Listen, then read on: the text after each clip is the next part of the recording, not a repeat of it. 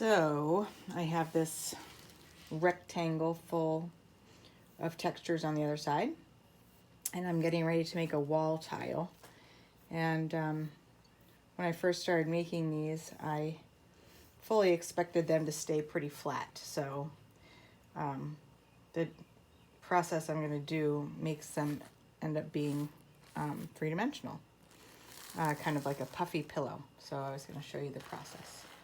So again, texture on the other side, and I have plastic to protect my tile from the furriness of this batting material that I use for the squishiness of it.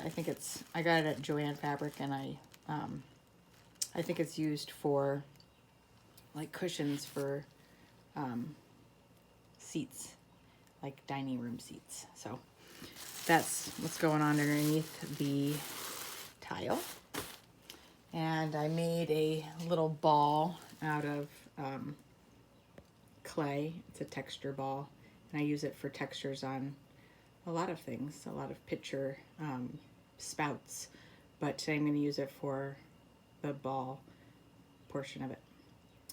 So I'm going to press it into the body of the tile. Here we go. I start in the center and work my way around. So here's the first one. And then I'm making basically a grid pattern.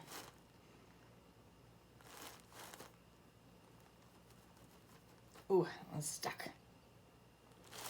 What's great about bisque textures is that they don't stick. I let this dry out for overnight. I paddled out this tile yesterday, but it was really wet, so I let it sit in plastic overnight, and it's much thicker or stronger than it was yesterday. So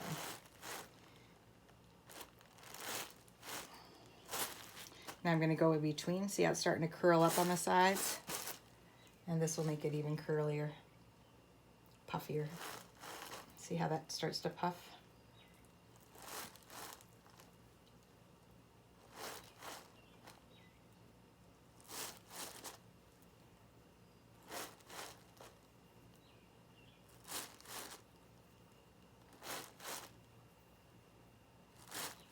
I really like how the waves are happening, so I'm going to just enhance those a little bit by reinforcing that wiggle area.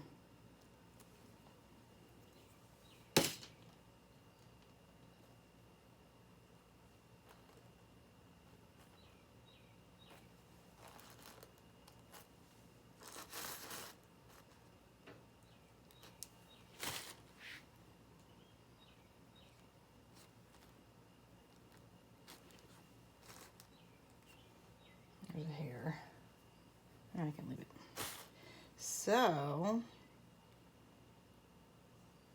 I'm going to flip it over, show you the puffiness. And I have one more layer of texture to add to the top. What's nice is I can go back, I can flip this back over later and push the ball back in, and that will puff it right back out. So I'm going to flip it over onto another another piece of material. So I'm lifting it up.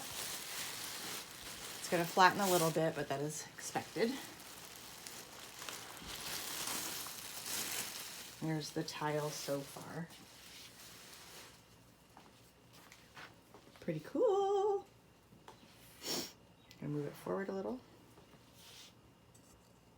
Add that next texture, and then I'll flip it back over, puff it out again, and let it dry upside down for a little while. So bear with me while I find 3 lids. Right. All right, so I'll show you what I'm using before I start. I have a Lubriderm cap. I'm using it for the round part. I have a cap for the slip applicator. And then I have my my hole maker. And so I'm going to start with the big one.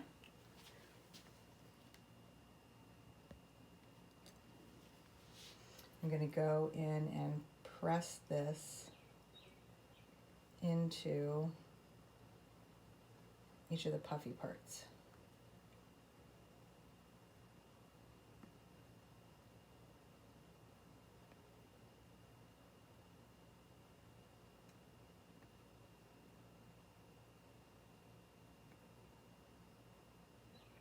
I have a lot of apps that I use for Instagram for editing pictures and making movies faster and even cutting movies. But one app I don't have, because I haven't found a good one, and maybe you guys can help, is an app for how to go fast and slow in a video, because that's what I'm thinking right now. I'm like, oh boy, if I could go and do this part really fast so you could see quickly without being tortured by each step that I'm doing right now, that would be a nice thing to have.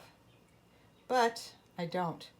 So if anybody has any recommendations on a slow to fast, fast to slow app for video editing, I would appreciate it.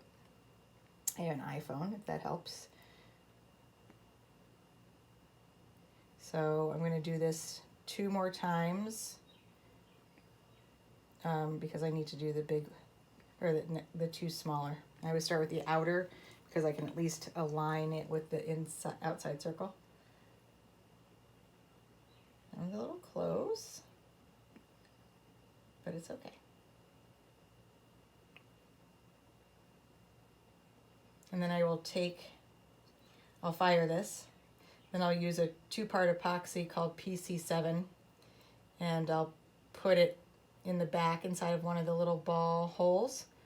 And then I'll add some actual hanging wire that you would use to hang a picture and embed it into the wire. And then let it dry for 24 hours. And then I have a new hanging wall plaque. And it's nice to make something that,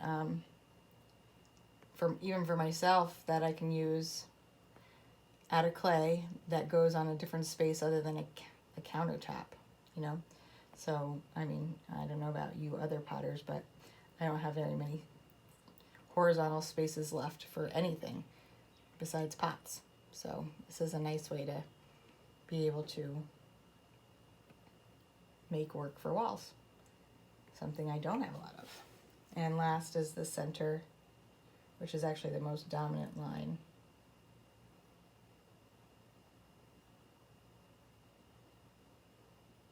So again, this is just another added layer to there's 3 going on. There's the texture, there's the typography, and then there's this circles on top of the balls. And the texture was there prior to pushing the ball out, so the texture stretched in some places. So I'll do a close-up of that before I flip it, because it does ebb and flow, which is kind of nice. So if you look up close, you can see how in here the dots stretched out.